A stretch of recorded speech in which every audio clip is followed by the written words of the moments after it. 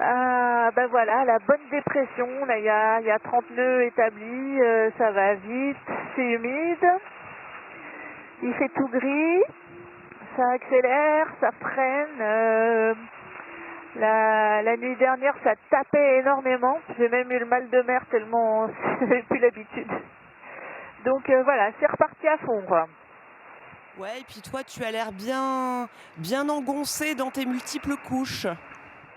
Ouais, ouais c'est clair, moi j'ai vraiment besoin de rester chaudement habillée, je suis sensible au froid. Bon, écoute, on se disait tous là que tu faisais une course magnifique quand même depuis le début. On va attaquer le 50e jour aujourd'hui. Est-ce que tu t'imaginais rivaliser là, avec tout ce groupe de bateaux à ce stade du parcours?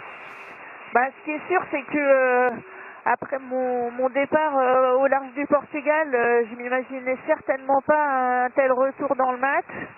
À un moment donné, j'étais persuadée que je pourrais pas remonter dans le top 10 et que j'allais rester à distance.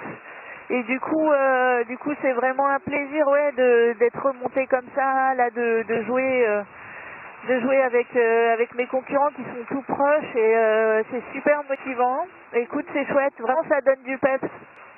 Dis-moi, je lisais une de tes chroniques que tu as rédigée pour le journal L'Humanité. Et tu disais dedans que tu t'allais laisser toute la place en fait et t'allais absorber tous tes états d'âme. Alors moi, je voulais savoir quel était l'état d'âme de la journée. Bah, figure-toi qu'aujourd'hui, j'ai accueilli mes limites parce que tout à l'heure, j'étais partie pour faire deux manœuvres. Une manœuvre où j'ai affalé un de mes Jenaker et puis j'avais prévu de hisser le deuxième, c'est un autre Jenaker. Et en fait, j'ai été tellement fatiguée à l'issue de l'affalage et du rangement du premier Jenak. Je me suis dit, mais là, en fait, j'ai plus la force j'accepte. Je la ferai plus tard, sous J2, et c'est ok comme ça. Et ça m'a fait bizarre parce que je sais que c'est quelque chose en course qu'on fait pas en général, on lâche pas. On se dit pas physiquement ça va pas, donc la priorité ça va être de retrouver des forces. Et là c'est ce que j'ai fait. Et écoute, après avoir fait ça, je me suis sentie beaucoup plus légère. J'avais l'impression de moins appréhender la dépression dans laquelle on est vers laquelle on se dirige. Et puis les 30 nœuds qui allaient nous arriver dessus, etc. etc. Donc voilà ce que j'ai vécu aujourd'hui. Ça veut dire, Isa, que vous n'êtes pas forcément conscient de l'état de fatigue importante dans laquelle vous vous trouvez aujourd'hui. Tout à fait. En fait, vraiment, chaque jour, je me sens différente. Et aujourd'hui, j'avais pas l'impression d'être fatiguée comme ça. Quand je suis partie dans mes manœuvres, j'étais vraiment surboostée. Et puis, en fait, je pense qu'il y a une fatigue de fond. Il y a aussi, hier, j'avais très mal à la tête. Je sais pas si c'est que ça tapait, je sais pas ce que j'avais, mais en tout cas, je sais que là, ces 2 jours, j'ai une énergie qui est plutôt basse, en fait. Pour le mal de tête, je me disais, même si je suis pas médecin, peut-être que comme il fait froid, on boit moins dans le Grand Sud et qu'on est un peu déshydraté, peut-être.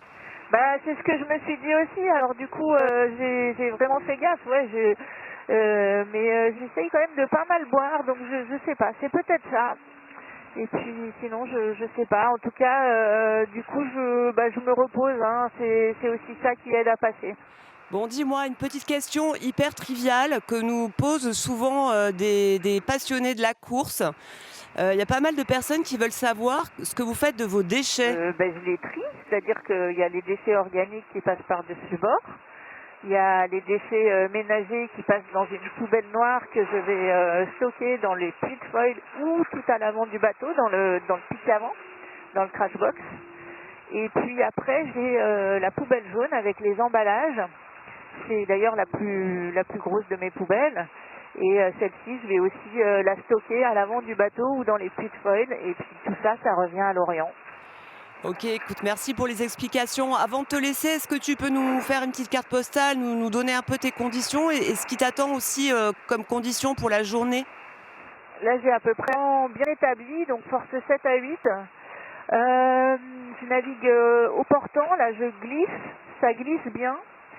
Et pour la nuit, parce que pour nous là c'est le soir, donc les heures à venir ça va être la nuit. Ce qui m'attend c'est un vent encore un peu plus fort pendant 7-8 heures, entre toujours 7 à 8, peut-être 8 établis. Et puis après ça va repartir toujours au portant mais avec un petit peu moins de vent et ça va glisser encore pendant un petit moment.